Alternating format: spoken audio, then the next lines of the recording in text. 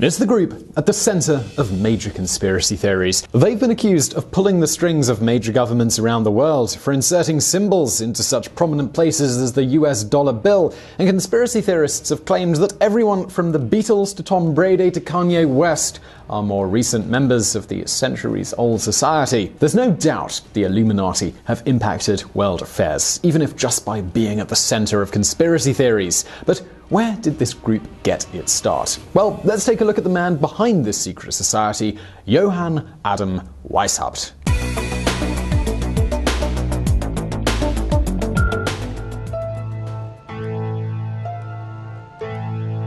Johann Adam Weishaupt was born into an academic household in Bavaria. He came into the world on February 6, 1748 as the son of a law professor. When Weishaupt was only 5 years old, his father passed away, leaving him to be raised by his grandfather. Also a law professor, Weishaupt's grandfather kept the boy engaged in scholastic activities. His grandfather was a proponent of the Enlightenment movement, and the thoughts and philosophies promoted by Enlightenment thinkers came to greatly influence Weishaupt. During the 17th and 18th century Enlightenment movement, intellectuals emphasized the importance of reason and individualism over tradition. You might also hear the Enlightenment referred to as the Age of Reason. Among the movement's most famous thinkers were John Locke and Isaac Newton.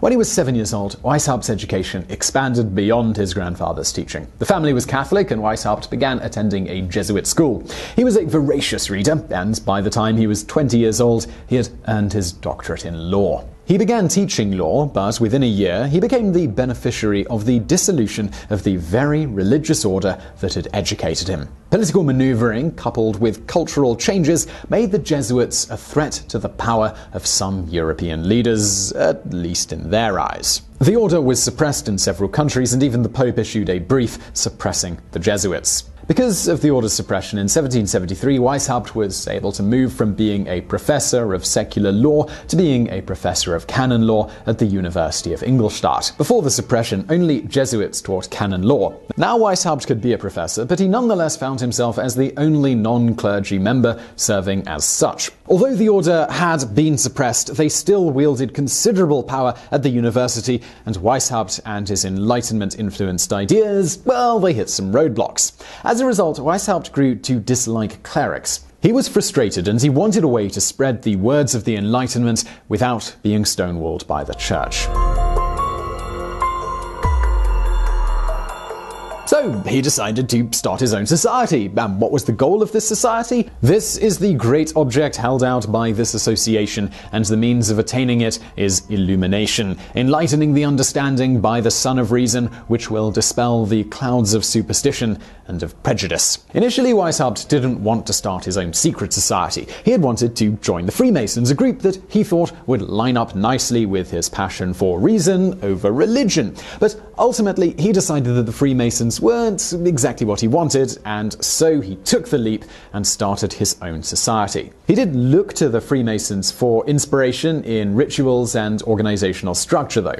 Over time, especially after Weishaupt ended up joining the Freemasons, the two groups became more linked in the minds of many, especially conspiracy theorists. To start his society, Weishaupt began reaching out to like-minded men he had befriended at university. But they had to be young men. Anyone over 30 was just too unlikely to be influenced by new ideas. And Weishaupt, he wanted the men who joined to be true believers in the Enlightenment, ready to start spreading the ideals of reason and spreading them as high up as they could. The group of men first met in May of 1776. Only 5 of them arrived in the forest that first night, carrying torches and ready to embark on their quest to spread their ideas to the world. To be initiated into the Illuminati, Weishaupt wanted his members to experience being reborn. This way, they would be leaving behind their lives before joining the Illuminati and be able to fully immerse themselves in their commitment to the new secret society. The initiation rite included sacrifices and mystical elements.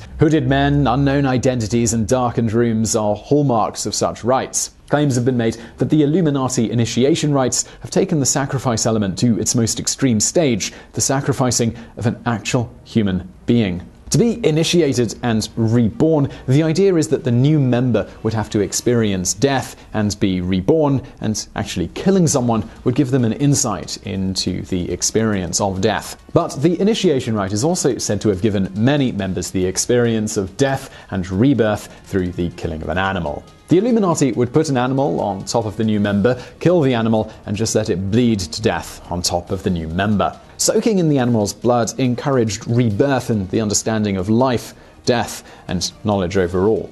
Wייסהאופט did not want the Illuminati to remain just a small academic society that operated in an echo chamber, though. He wanted it to reach the highest echelons of society, with members both influencing political leaders and even becoming political leaders themselves. But he also didn't want the society to grow full of men he couldn't trust and who weren't truly dedicated to the cause. So the men that met that first night would have to be agreed to by the 5 members present that night, as well as prove themselves to be from families of high standing and wealth. The latter 2 requirements would help with Wייסהאופt's goal to get his ideas moving up the societal ladder and into the minds of intellectual families and society. Now, the Order's famous name, it didn't come to Wייסהאופт right away. The first name for his secretive group was the Perfectibilists, a name that they actually stuck with for 2 years. The idea that a man is perfectible was part of the group's ideals. Even American founding father Thomas Jefferson appreciated this trait of Wייסהאופt and his ideas, stating, "Wייסהאופt seems to be an enthusiastic philanthropist. He is among those, as you know, the excellent Richard Price and Priestley also are, who believe in the indefinite perfectibility of man. He thinks he may, in time, be rendered so perfect that he will be able to govern himself in every circumstance so as to injure none, to do all the good he can, to leave government no occasion to exercise their powers over him, and, of course, to render political government useless." Before the name Illuminati was officially adopted, Wייסהאופт also thought about naming the group the B Order. But Illuminati was ultimately decided upon, and Wייסהאופт took the owl as the group's symbol. So now you might be wondering, well, why did he choose an owl? What exactly is the significance of this bird? Now, Minerva, the goddess of wisdom, was accompanied by an owl. The owl was a way for Wייסהאופt to indicate the intellectual basis for the secret society, while still keeping its symbolism just a bit coded. The new name was a callback to the occult beliefs within the Spanish culture. During medieval times, alchemists and magicians were believed to be imbued with a light that signified the presence of a higher power within. Within the society, the members took nicknames. Wייсהאopt's, as the head of the order, was Spartacus, while other adopted names for members included Ajax and Tiberius. In 1777, Wייסהאopт found a new avenue for recruiting. He was accepted into a Freemasons group in Germany and used their society as a place to find well-connected society men who were already acquainted with and interested in secret societies. The men who were welcomed in were told the following: "Should you seek might, power, false honor, excess, seek that we would work for you to provide your temporal advantages. We will bring you as close to the throne as you wish, and then turn you over to the consequences of your folly, but our inner sanctuary remains closed to such. But should you want to learn wisdom, want to learn to make mankind more clever, better, free, and happy, then be thrice welcomed by us." The men who joined Wייסהאopt's newfound order found themselves a part of a group that was split into distinct levels. As much as Wייסהאopт professed the principles of rationalism and individualism related to the Enlightenment movement, the men who were a part of his fold were restricted in their knowledge about what was going on within their own organization. The Illuminati had a hierarchy within the structure, and the members at the bottom reported to those at the top. There were 3 ranks of men: novice, minerval, and illuminated minerval. Illuminated minerval were at the top of the Illuminati's pecking order, their name inspired by the Roman goddess of wisdom. They spied on each other and on the political and economic goings-on in society, bringing news back to the order and helping the Illuminati move forward in its goals of influencing the top tiers of society. Do you realize sufficiently what it means to rule in a secret society, not only over the lesser or more important of the populace, but over the best of men, over men of all ranks, nations, and religions, to rule without external force, to unite them indissolubly, to breathe one spirit and soul into them, men distributed over all parts of the world? In his first years, the Illuminati didn't grow by leaps and bounds. Initially, they found only a few dozen interested and qualified men to join. They numbered just 60 by 1780. But that year, Wייסהאופט added a member to the Illuminati who proved himself to be especially helpful in gaining new members. And he also attracted a new level of respect for the secret society. And this new member, he came from Wייסהאופt's recruiting grounds in the Freemasons. Baron Adolf Knigge had been a member of the Freemasons, but he had risen as far as he could go within their ranks. So when he heard of Wייסהאופט and his new smaller group, he saw an opportunity to have real sway over what was going on in the organization. He also liked the Illuminati's relationship with mysticism. In forming the order, Wייסהאופט had relied in part on mystic texts. He read the mysteries of the 7 sages of Memphis and the Kabbalah, and the 2 texts made an impact on how he viewed the world around him. Baron Knigge was also a student of such ideas and liked that Wייסהאופט had brought their influence into the Illuminati. When he joined, Knigge eagerly read the texts required of new members. Most consisted of works that were banned in the conservative Catholic Bavaria.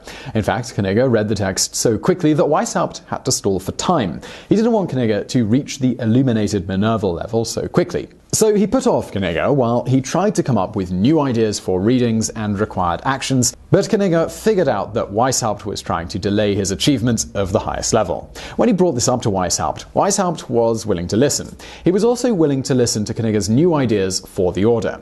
For one, Knigge said the order needed a rearrangement of its hierarchy. He suggested bringing in new levels under the existing 3 levels. The end result of this was 13 ranks of Illuminati members, each subdivided within the original 3 levels. The 3 new overarching levels had the names of the Nursery, the Masonic Grades, and the Mysteries.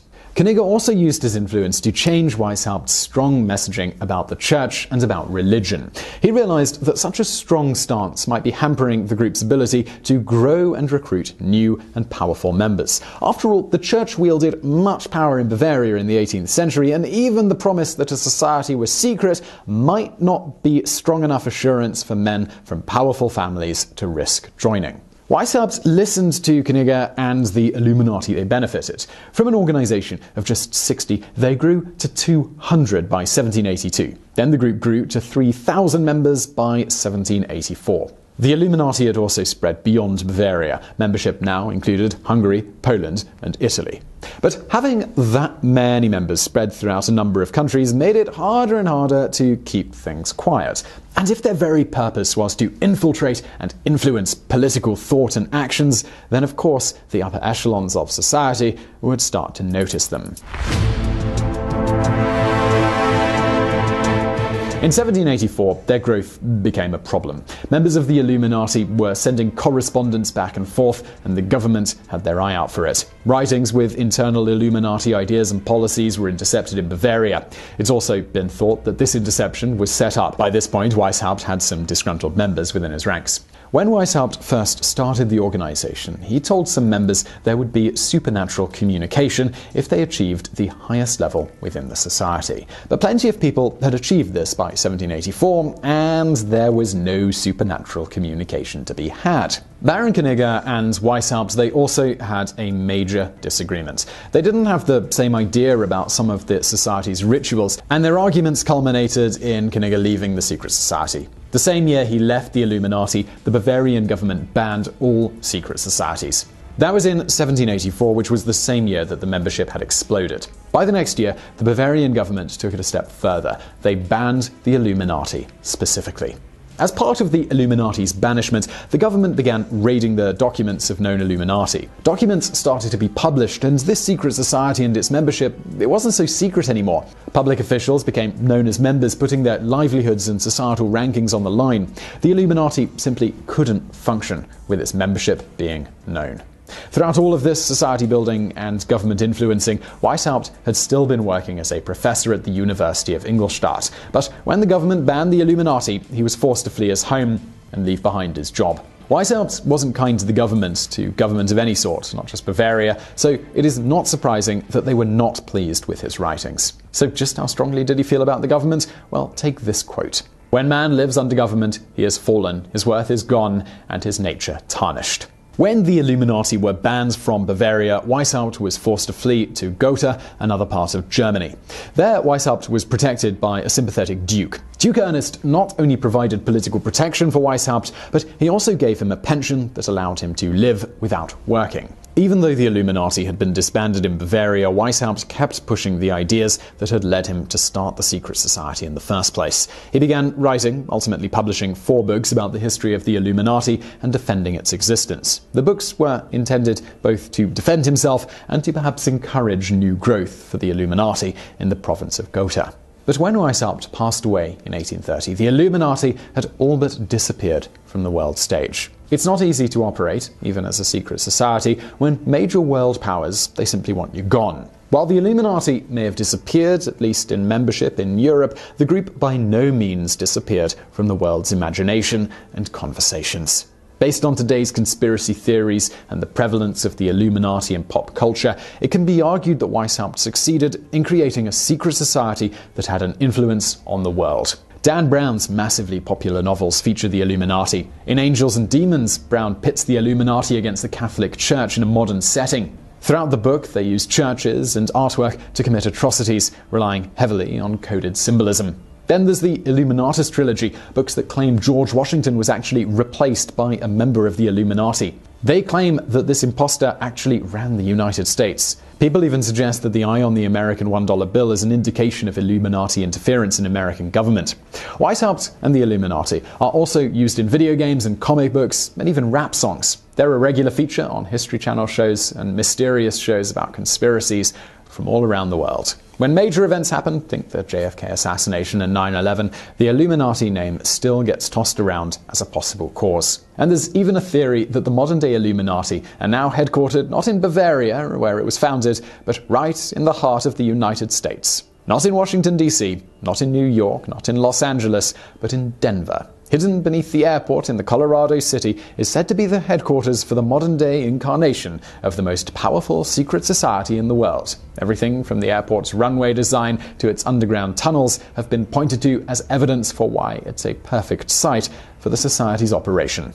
It seems that 250 years after Weishaupt first launched his idea for a secret society, his influence is still felt. From pop culture to events of historic magnitude, the Illuminati is still a factor, at least in terms of people bringing up their name. Now, it might not be exactly what he was planning, or maybe it was. Do we really know how a secret society operates and has influence? I mean, Weishaupt did plan for the Illuminati to operate in the background, after all.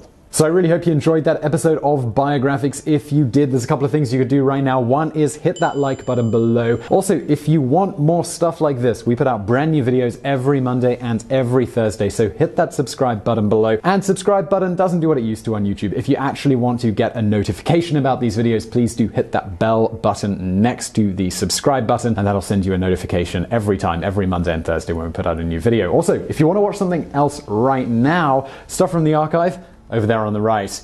And as always, thank you for watching.